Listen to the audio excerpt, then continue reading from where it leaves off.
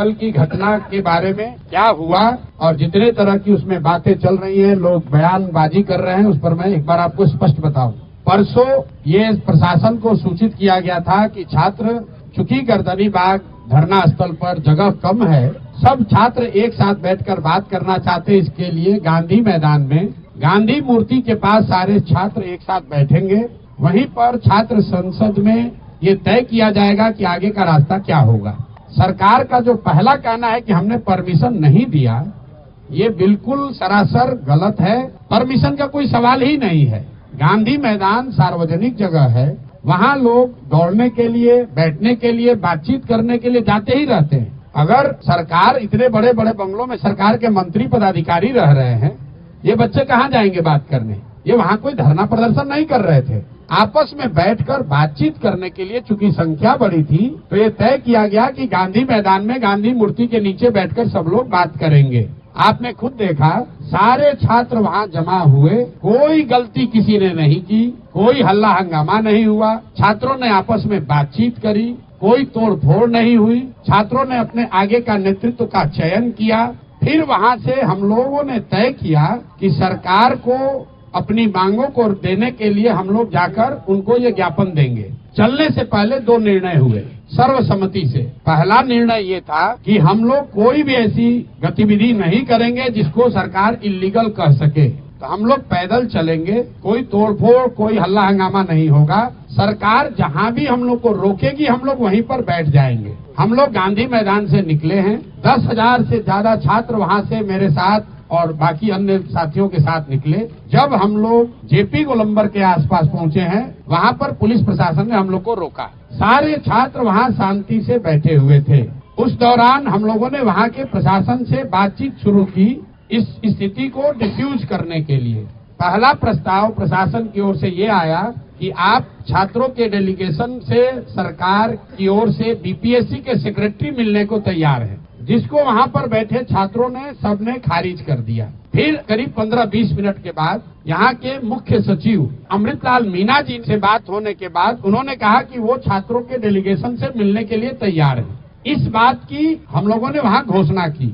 वहाँ से दो बातें हुई। एक तो पब्लिक एड्रेस सिस्टम बड़ा नहीं होने की वजह से, क्योंकि वहाँ बहुत बड़ा कोई माइक तो था नहीं, वहाँ पर ये घोषित किया हमने कि भाई 5 साथी आपके बीच से जो हमारे अगल बगल बैठे हैं, ये लोग मुख्य सचिव के यहाँ जाएंगे, बात करेंगे और जो नतीजा निकलेगा, अगर छात्रों के मनोनुकूल हो तो उसको स्वीकार किया जाएगा, अगर छात्रों के मनोनुकूल न हो तो फिर आगे का आंदोलन चलता रहेगा। वहाँ से मैंने छात्रों से अपील की कि सारे लोग, आप लोग चलिए, जिसको घर जाना है घर जाइए, जिसको वापस गांधी मैदान चलना है गांधी मैदान चलिए। वहाँ से मैं निकला हूँ और बिस्कोमान पर मैंने फिर मीडिया के कई साथियों को वहाँ पर ये सारी बातें मैंने बताई है। फिर बिस्कोमान से गांधी मैदान वापस जाकर हम 45 मिनट तक बैठे रहे हैं। जो छात्र भी हमारी बात सुन पाए थे वो सब छात्र हमारे साथ वापस वहाँ गए। 10,000 से ज्यादा का जो क्राउड था, आधे से ज्यादा लोग चले गए।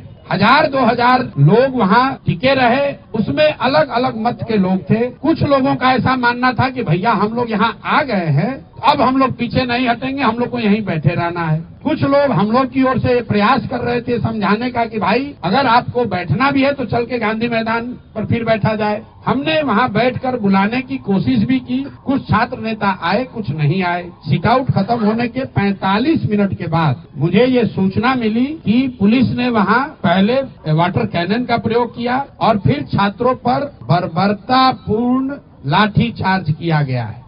तो पहली बात मैं आपको क्लियर करना चाहता हूँ कि प्रशांत किशोर वहाँ से नहीं हटे हैं। प्रशांत किशोर के हटने के बाद पुलिस ने लाठी चार्ज किया है और ये गलत है, सरासर गलत है। और किसी भी हालत में जिन लोगों ने भी ये गलती करी है उनको छोड़ा नहीं जाएगा। जब तक हम हैं, पूरी ताकत से जिन लोगों ने भी छात्रों पर लाठी चलाई है उनको छोड़ा नहीं जाएगा। आंदोलन नीचे अब होने वाला नहीं है, क्योंकि अगर वहाँ 1,000-1,500 छात्र रह भी गए थे, वहाँ ट्रैफिक नहीं रुका हुआ था, छात्र कोई उपद्रव नहीं कर रहा था, किसी सार्वजनिक संपत्ति का कोई नुकसान नहीं हुआ है। पुलिस चाहती तो उसको हल्के से अपने आप छात्र वापस जा रहे थे।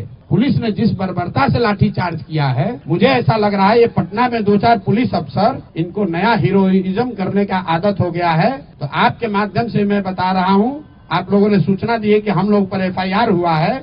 आज हम लोग यहाँ के पुलिस पर FIR भी करेंगे, पुलिस पर कोर्ट में भी जाएंगे, इनको ह्यूमन राइट्स में भी ले जाएंगे और जिन बच्चों को बर्बरतापूर्ण तरीके से मारा गया है एक एक उसका हिसाब होगा। अगर नारेबाजी करने से लड़के उल्लंघन कर रहे हैं कानून का, तो आप लड़कों को दौड़ा दौड़ा कर मार रहे हैं, वो कानून का उल्लंघन नहीं है। कौन से कानून में लिखा हुआ है कि पुलिस ऐसे मार सकती है? कोई नहीं मार सकता है। और अभी एक मौका में फिर से सबके हित में हम लोग लफंगई करने नहीं आए हैं। मैं चाहता हूं और छात्र ये चाहते हैं कि उनका रास्ता निकले। इसीलिए जो छात्र साथी हमारे बैठे हुए हैं, कल रात में 4 बजे तक सारे लोगों ने निर्णय लिया है कि हम लोग फिर से सरकार को ये अवसर दे रहे हैं। अभी प्रेस वार्ता के बाद यहीं से ये बच्चे जा रहे हैं मुख्य सचिव से मिलने 5 मांगों को लेकर। पहली मांग जो छात्रों की सबसे बड़ी मांग है कि री एग्जामिनेशन कराया जाए।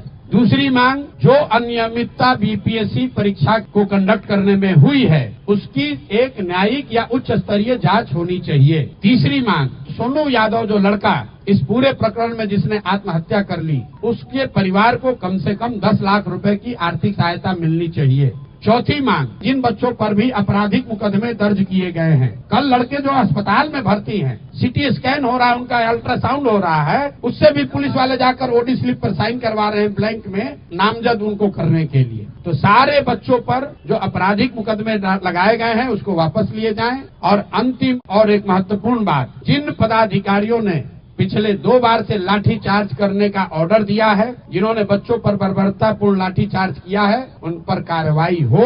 ये 5 मांग को लेकर ये साथी खुले मन से और अच्छे मन से सरकार के सबसे बड़े पदाधिकारी मुख्य सचिव से मिलने जा रहे हैं। हम लोग की अपेक्षा है कि सरकार इस मामले को यहीं पर खत्म करेगी, बच्चों की बात को मानेगी और बच्चे जो चाहते हैं जहां तक संभव हो सके उनकी बात को माना जाए। अगर सरकार नहीं मानेगी तो ये बच्चे पूरे बिहार के युवा जो लोग भी इन बच्चों के साथ सिंपैथी रखते हैं वो और जो भी सरकार के इस लाठी तंत्र के खिलाफ हैं, वो सारे लोग पूरे राज्य में एक दिन भी हम लोग चैन से बैठने वाले नहीं हैं। और 2 जनवरी से अगर ये मामला नहीं निपटा तो मैं स्वयं प्रशांत किशोर मैं इनडिफिनिट यहाँ पर धरने पर खुद बैठूंगा इन बच्चों के समर्थन में। इन 5 मांगों के समर्थन में कहीं एक कदम भी पीछे हटने का सवाल नहीं है।